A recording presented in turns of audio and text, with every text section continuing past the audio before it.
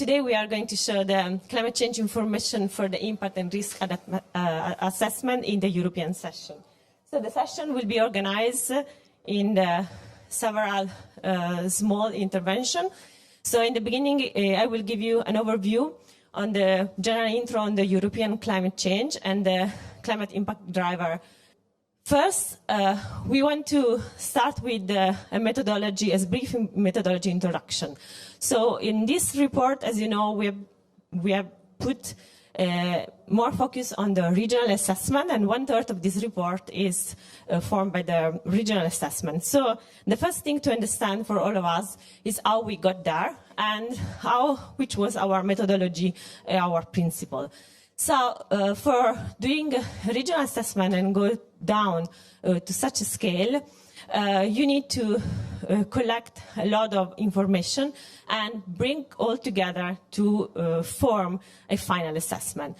So the first step is look for which information is available for each of the region. So which information in terms of observation, attribution, and in projection. And what is the process understanding for each of the regions? So do we know what is the process that is driving what we see from both observation and projection? The second step is then try to assess separately each of these line of evidence, so the observation, attribution, and projection, bring them together and ask ourselves, do we have a sound physical explanation of what we say and what we see, and what we project what we see the model project for the past. Then we collect all this information, ground solid information in a traceback matrix that will allow us always to have a proof of why the assessment in that region was done in that way. And then finally, we perform the synthesis assessment in both available in the technical summary and in the SPM. For this assessment, we have been introducing a new concept that maybe you have heard already, and this new concept is the one of the climatic impact driver. What are them? They are climate impact driver, a physical climate system or condition, you can find this in the glossary, that affect an element of society or ecosystem. Depending on the system tolerance, this CID and their change can be detrimental or beneficial, neutral or a mixture of each across interacting system element and region. So this is a concept that is more broad than the most common or common use concept of hazard, right? So the hazard is the first case in which we have the detrimental effect, but we want it to be more broad and assess this quantity that are more neutral. So in this presentation, you will see this climatic impact driver. We have defined 30 of those, and they are grouped in some broad category that you can see here with the symbol. So you will have heat and cold, wet and dry, coastal, snow and ice. And we perform this assessment by using this methodology in each of the region, including the European region. So in the next slide, I will carry on showing some of this assessment for the 4 European region, starting with the common regional change that we see, and then going into the detail in the 4 sub-region. So starting from the heat and cold, what we were able to assess in this report is that regardless of the future level of warming, temperature will rise in the European area, and the rate will be exceeding the global mean temperature change. And this will be similar to past observation. Everything that we report here will be high confidence or medium confidence. So whatever we are saying here has a very high confidence due to all the line of evidence that we use. They are pointing us towards the same direction. The other point is the frequency and intensity of the hot extreme, including marine heat wave, have increased and are projected to increase. And they are also going to cross the critical threshold that are relevant for ecosystem and human. And this will happen likely if we cross the 2 degrees of global warming. Then the frequency of the cold spell and frost day will decrease under all the greenhouse gas scenario, And this will be similar to past observation. So again, observation and projection agree in showing us this. And also, as a last between the heat and cold, the observed trend in mean and extreme temperature cannot be explained without accounting the anthropogenic factor. So this last point is about attribution. So we say that there is very high confidence that this is due to the human activity. Moving to the precipitation, what we see the general signal over Europe, observation have already shown that there is a regional pattern consistent with projected increase of precipitation in Northern Europe and a decrease in precipitation in summer in the Mediterranean, extending northward. This is what also the latest projections show, and all the model ensemble agree on that. Extreme precipitation and pluvial flooding are projected to increase at global warming level of 1.5 degrees already in all regions except that in Mediterranean. These are the common features that we see for the world region. Now, if we want to move to the last part of the common feature is about coastal snow and ice. The coastal, what we see is that regardless of the level of global warming, the relative sea level will rise in all European area except of the Baltic Sea at a rate that is closer or exceeding the global mean sea level. And these changes are projected to continue also behind the 2100. And these extreme sea level events will become more frequent and more intense, leading to more coastal flooding, and the shoreline will retreat along all the sandy coast. About the snow and ice, we have a strong decline in glacier, permafrost, snow cover extent, and snow seasonal duration, high latitude, and these are observed already and will continue in a warming world.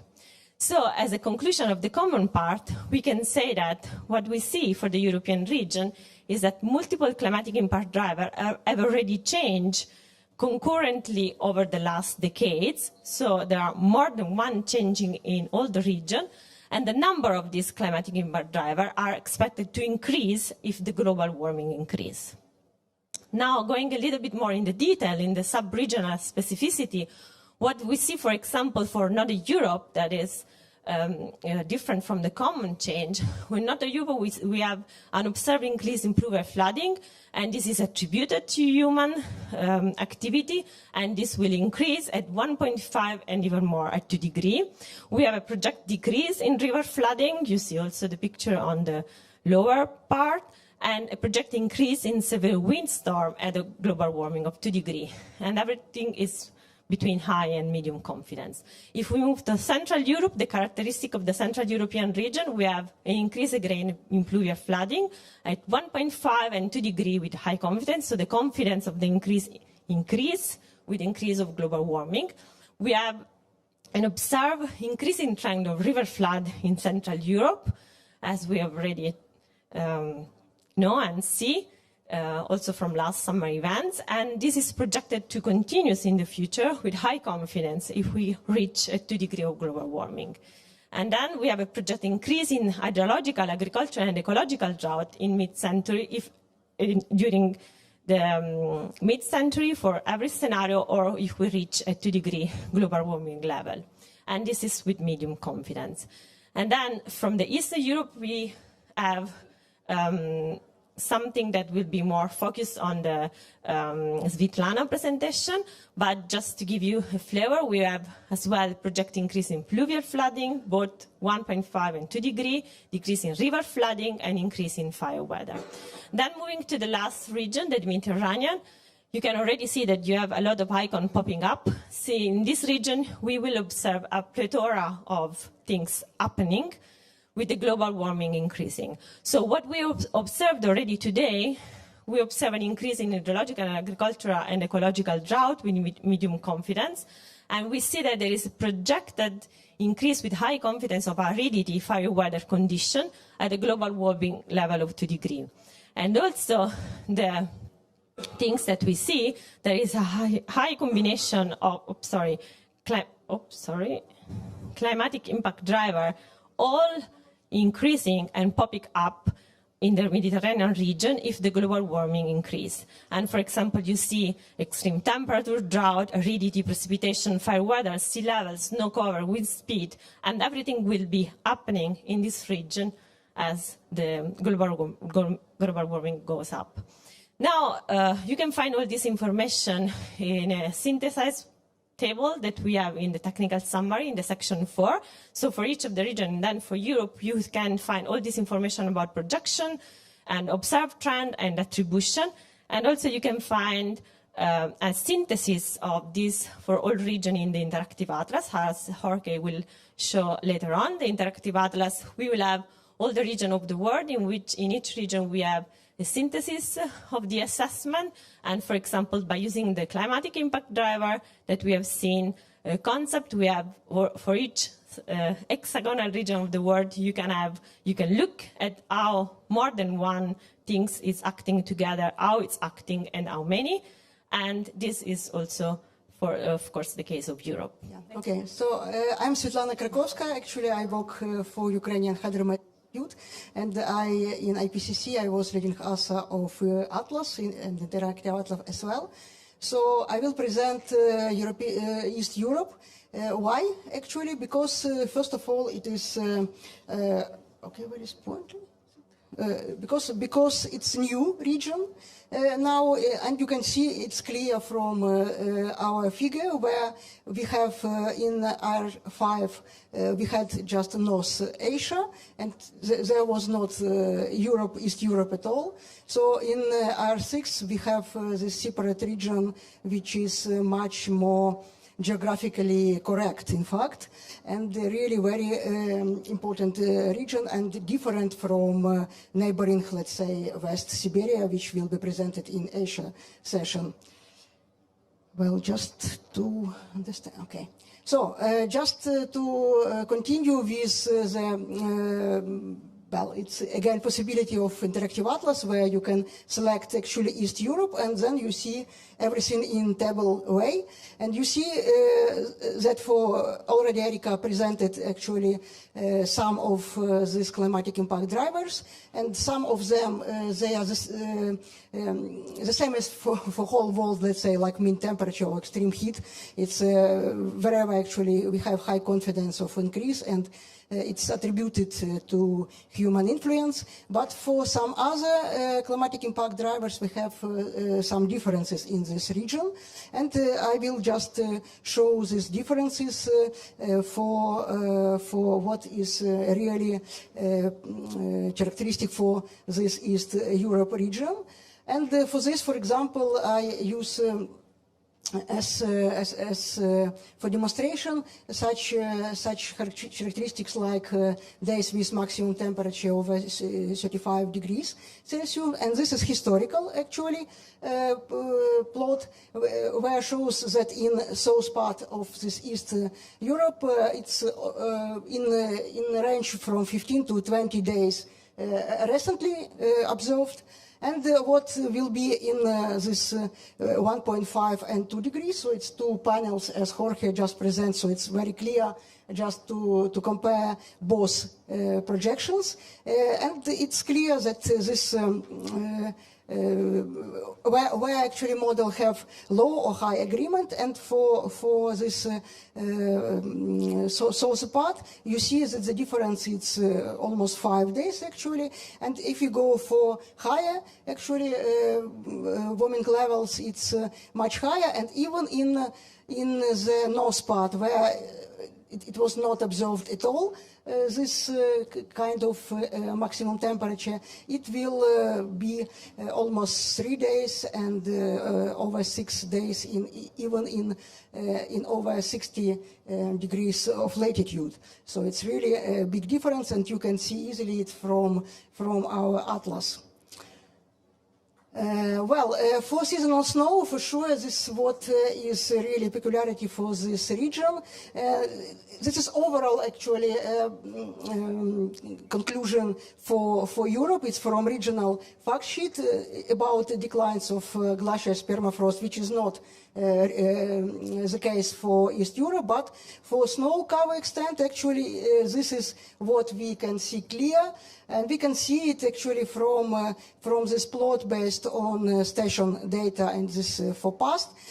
And here, this first A and B plots, they show start and end of seasonal snow. And it's clear that this snow season started much later. So this season, it's really shrinked. So it's much shorter now in recent past. So the trend was for this to reduce snow cover season. And but if we see maximum yearly snow height, we see clearly that it goes up. So it's much more actually snowfall and very heavy snowfall in this region in recent past. And this was our again conclusion in Atlas that that snow cover duration has very likely reduced over Siberia, which is neighboring, and East and Northern Europe. So going further, actually, we go to snowfall change, which is definitely if we have warming in the world, so it will precipitation mostly will be in rain, but we see it clearly even here for this region. But we have this conclusion that is low confidence. But why? Because this region just on the edge of different direction of future projections with less snowfall due to warming and higher actually snowfall.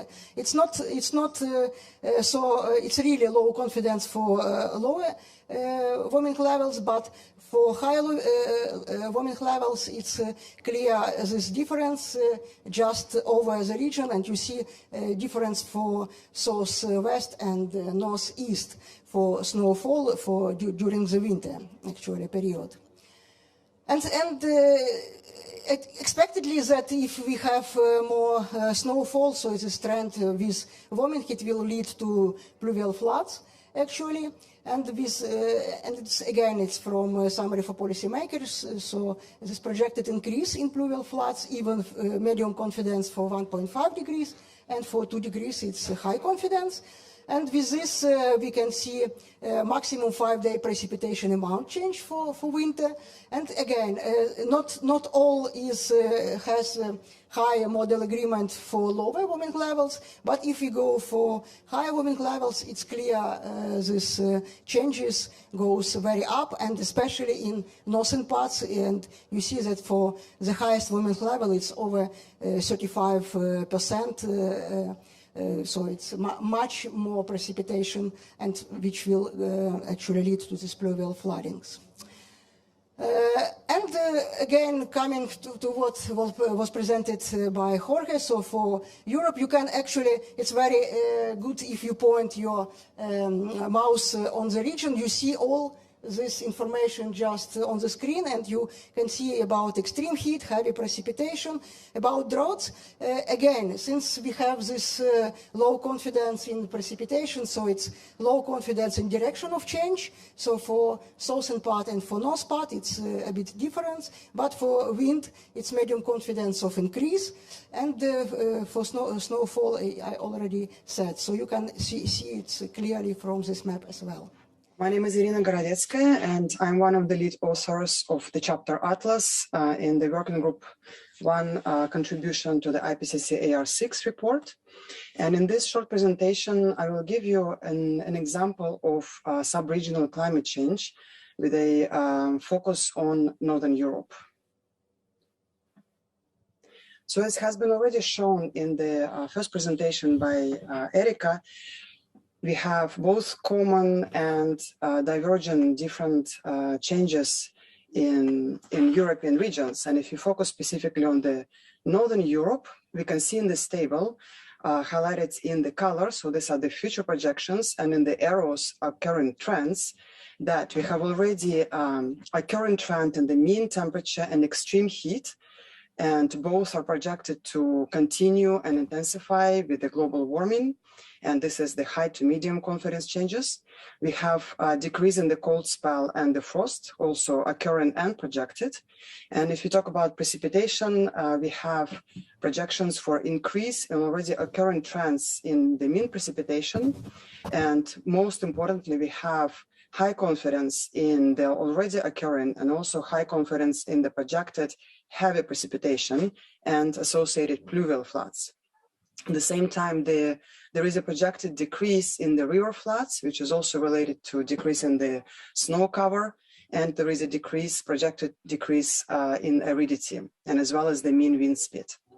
So if we talk about the snow and ice changes, all these components are projected to have a significant decrease. So we have the snow and glacier ice decrease, as well as the permafrost and the lake, river, and sea ice. And the coastal and oceanic changes are also really significant and already occurring, as you can see here. So we have the projected and already occurring increase in the relative sea level, coastal flood, coastal erosion, as well as marine heat waves, ocean and lake acidity. And I would like to focus now on the next several slides, specifically on precipitation changes, as the temperature changes have been already highlighted. So here I will really focus on the mean and extreme precipitation, especially in the light of the recent extreme precipitation and the flood events that occurred in Europe this past year. So if you talk about the observed trends already from the observations in Northern Europe, we have a medium confidence that annual mean precipitation in Northern Europe, as well as other parts of Europe, West and Central Europe and Eastern Europe, has increased since the early 20th century. And the map on the right shows the total precipitation, the trend in millimeter per day per decade from the EOBS. So this is a really widely used and reliable data set of precipitation in Europe, composed from the station observations. So for the period from 1961 to 2015, we have significant increase, as you can see here, already observed precipitation. And if you focus on these specific areas, so in Scandinavia, so in the Northern British Isles, so both the magnitude is really high of the increased precipitation, and we see that it's not hedged. So this is really high statistical confidence in these changes. And now switching to the future projections. So here is the slide showing both temperature and precipitation changes. And if you focus first on the yellowish column, which shows the projections for the near-term period from 3 different scenarios. So we have the low emission, 2.6, 4.5, the medium, and the mid-level emission, and the 8.5, the high emission. And we can see that the temperature increase for the Northern European region for the near term does not differ much for these different scenarios. However, if we talk about the long term, which is by the end of the 20th century, we see that depending on which scenario the Earth's climate develops, so which scenario we actually choose, really gives striking differences in the temperature increase over just this specific region, so the Northern European region. So we see that we have more than 4 degrees and can be up to more than 6 degrees increase in the temperatures in the Northern Europe. So this means also enhanced warming locally, regionally, compared to the global warming, compared to the other scenarios. So if we develop along the more lower emission scenarios, the warming actually stays almost at the near term. And speaking about precipitation changes, so this is shown here on the central plot, which shows the scatter plot, so the temperature changes relative to the precipitation. So here is actually the main conclusion is that for winter months, we have a significant increase in precipitation that is associated with increase in temperature. And also there is a strong dependence on the scenario. And we see that for the strongest warming scenario, so the 4-degree warming, we have really a 20% increase in precipitation. So we have 4% of increase in precipitation per degree Celsius. And now about the projections for the extreme precipitation, a quick conclusion from this figure showing the maximum one-day precipitation projected for different global warming levels relative to the present day. So we have really only patchy increase in the heavy precipitation in the future for the 1.5 global warming, and the 2 global warming scenario shows much stronger increase in the area affected by the heavy precipitation increase, and a really different picture for the 3 and 4 degrees Celsius global warming level scenarios. We see that for these 2, we have projected really the entire Europe, and especially Northern Europe, will be affected by the heavy precipitation. And the time series, they show similar picture. So this is the mean over the Northern European region of the time series of the maximum one-day precipitation. Again, the heavy precipitation events. The key point here is that there is again a drastic difference. So if you look at the low emission scenario, for example, by the 2080, in the RCP 2.1 scenario, actually these are the Cordex models forced by the global climate models. So this is really high resolution models with a good representation of physics. They show that there will be up to 15% increase in the heavy precipitation and a much larger percentage increase in the other 2 scenarios. So up to 20% in the RCP 4.5 and up to 40% in the RCP 8.5. And what it means also, the extreme precipitation increase in the future, is that will lead to increase in the pluvial flooding, which will be really, so the projections show that this will be really high risk in the, especially in the Northern Europe. So this will be a demonstration of the interactive atlas for the European case, the one we already mentioned, and we will see which are the potentiality. Hello. Well, hello, my name is Jorge. I'm here to explain the functionalities of the Interactive Atlas. The Interactive Atlas is a novel product of this IPCC report, and here you have an instance of the landing page. It is formed of 3 main components: the regional information, the regional synthesis, and the documentation. Its motivation, for instance, is that some figures that Erica and has shown you can be easily accessed to the Interactive Atlas. For instance, all the figures and regional statements can be found in the regional information and the regional synthesis components of the Interactive Atlas, respectively. It is a novel product of the IPCC report, and it is meant to support the assessment done in the chapters, the technical summary, and the support for policymakers. It can be found in the link that you have at the bottom right of your slide. It has a focus on regional changes, and it builds on the regions defined in the Working Group 1. It consists basically of 46 land regions and 12 open oceans, but it can also can display information based on other regional areas, such as the monsoons, small islands, or major river basins, among others.